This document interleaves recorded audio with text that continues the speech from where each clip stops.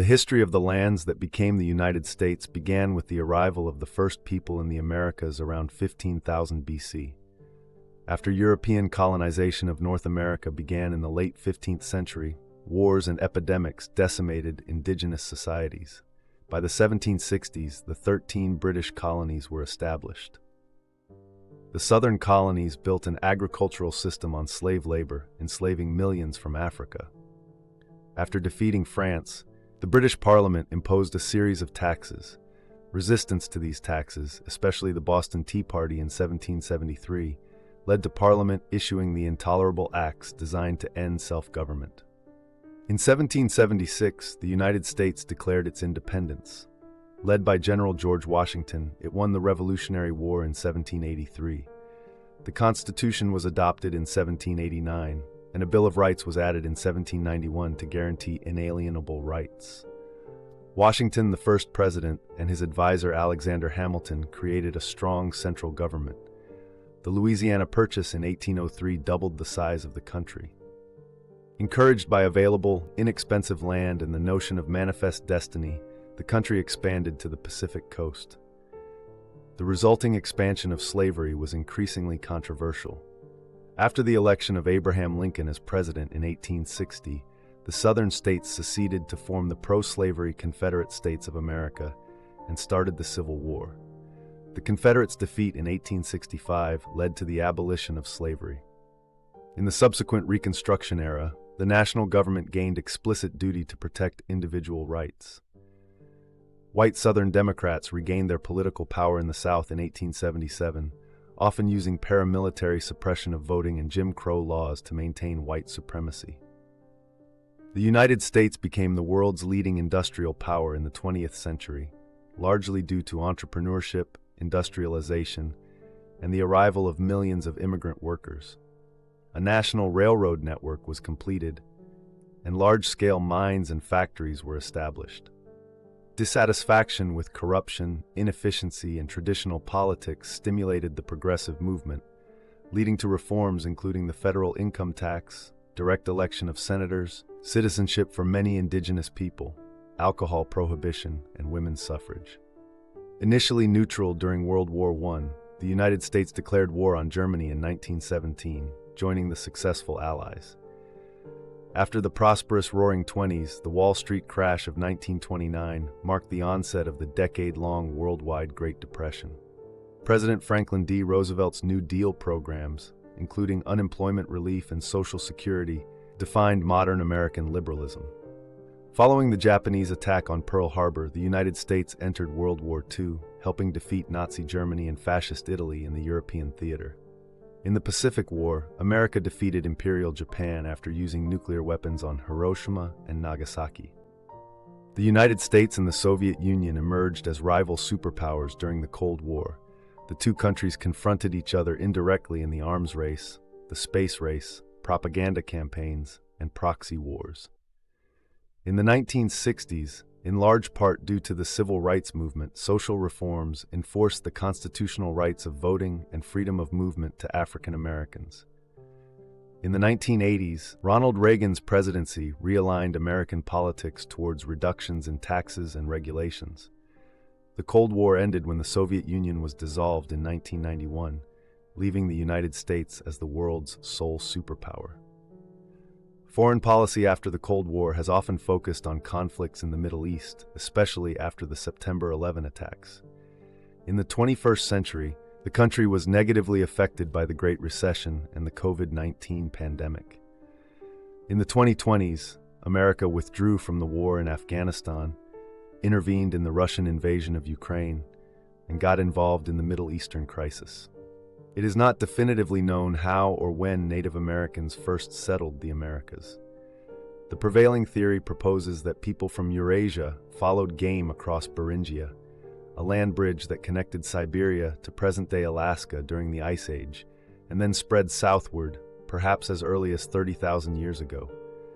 These early inhabitants, called Paleo-Indians, soon diversified into hundreds of culturally distinct groups. By 10,000 BCE, humans were well established throughout North America. Originally, Paleo-Indians hunted Ice Age megafauna like mammoths, but as they began to go extinct, people turned instead to bison as a food source, and later foraging for berries and seeds. Paleo-Indians in central Mexico were the first in the Americas to farm, around 8000 BCE. Eventually, the knowledge began to spread northward. By 3000 BCE, corn was being grown in the valleys of Arizona and New Mexico, followed by primitive irrigation systems, and by 300 BCE, early villages of the Hohokam.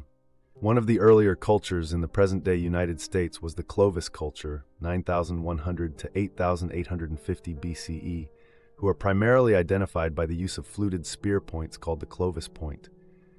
The Folsom culture was similar but is marked by the use of the Folsom point.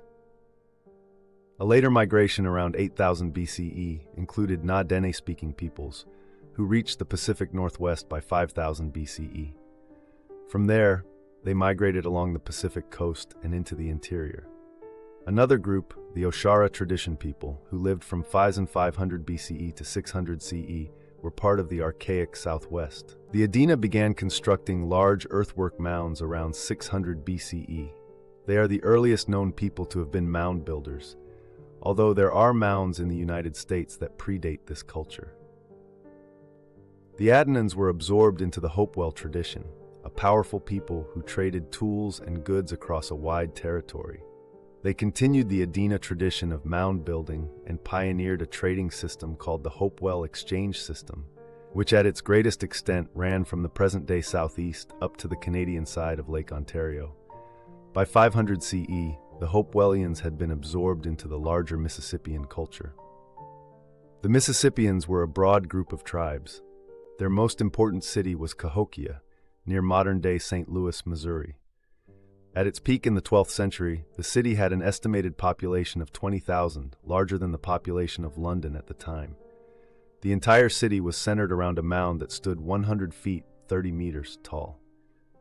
Cahokia, like many other cities and villages of the time, depended on hunting, foraging, trading, and agriculture, and developed a class system with slaves and human sacrifice that was influenced by societies to the south, like the Mayans. In the southwest, the Anasazi began constructing stone and adobe pueblos around 900 BCE. These apartment-like structures were often built into cliff faces, as seen in the Cliff Palace at Mesa Verde. Some grew to be the size of cities, with Pueblo Bonito along the Chaco River in New Mexico once consisting of 800 rooms. The indigenous peoples of the Pacific Northwest were likely the most affluent Native Americans. Many distinct cultural groups and political entities developed there, but they all shared certain beliefs, traditions, and practices, such as the centrality of salmon as a resource and spiritual symbol. Permanent villages began to develop in this region as early as 1000 BCE, and these communities celebrated by the gift-giving feast of the potlatch. In present-day upstate New York, the Iroquois formed a confederacy of tribal peoples in the mid-15th century, consisting of the Oneida, Mohawk, Onondaga, Cayuga, and Seneca. Each tribe had seats in a group of 50 Sachem chiefs.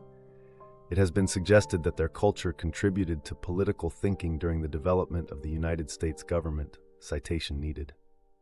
The Iroquois were powerful, waging war with many neighboring tribes, and later Europeans. As their territory expanded, smaller tribes were forced further west, including the Osage, Kaw, Ponca, and Omaha peoples. The exact date for the settling of Hawaii is disputed, but the first settlement most likely took place between 940 and 1130 CE. Around 1200 CE, Tahitian explorers found and began settling the area. This marked the rise of the Hawaiian civilization, which would be largely separated from the rest of the world until the arrival of the British 600 years later.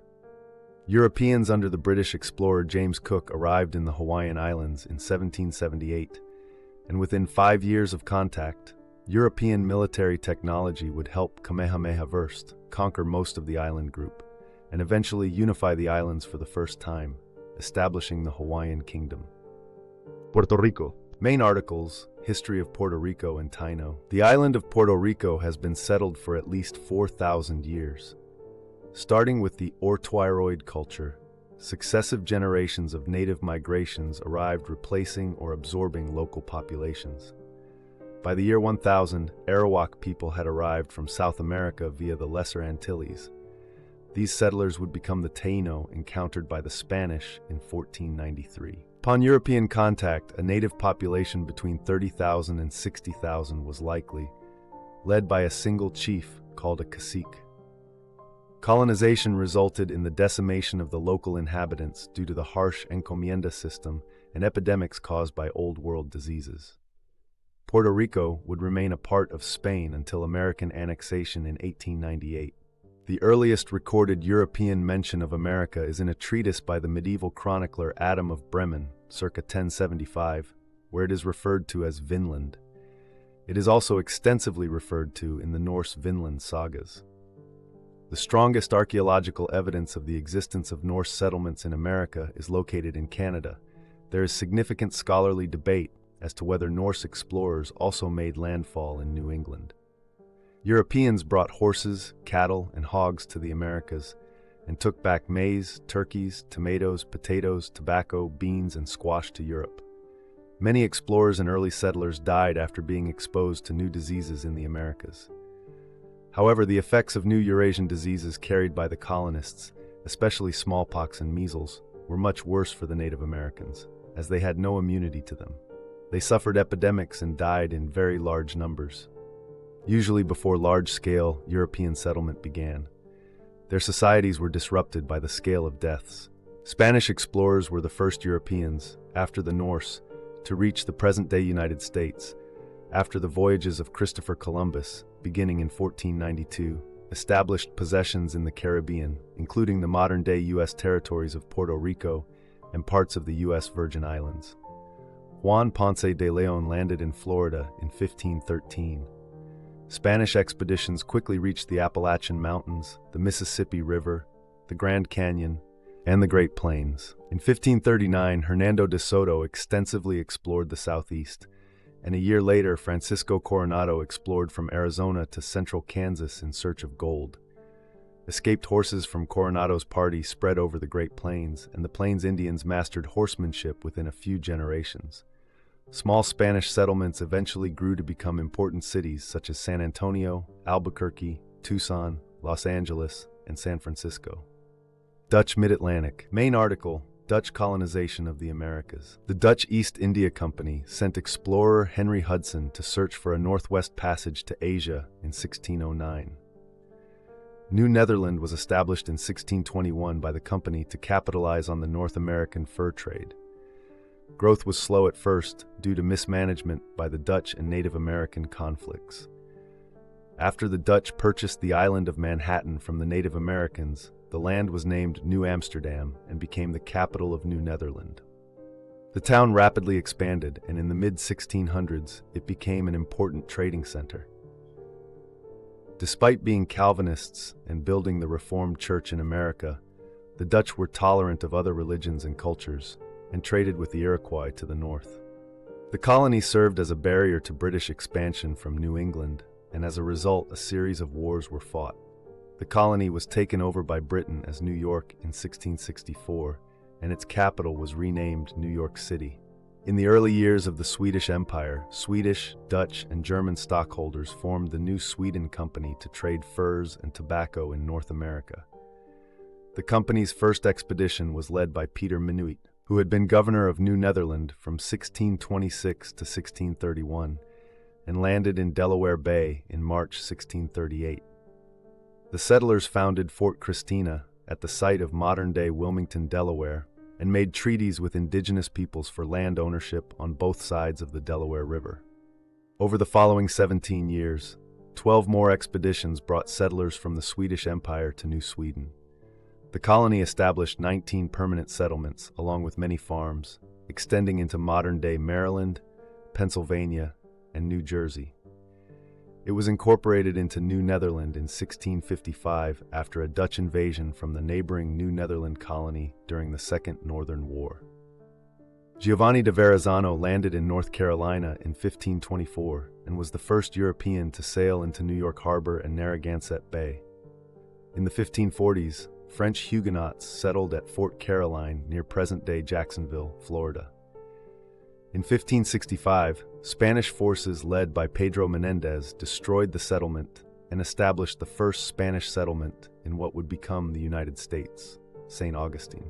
Most French lived in Quebec and Acadia, modern Canada, but far-reaching trade relationships with Native Americans spread their influence. French colonists in small villages along the Mississippi and Illinois rivers lived in farming communities that served as a grain source for Gulf Coast settlements. The French established plantations in Louisiana along with settling New Orleans, Mobile, and Biloxi. Stay tuned for part 2.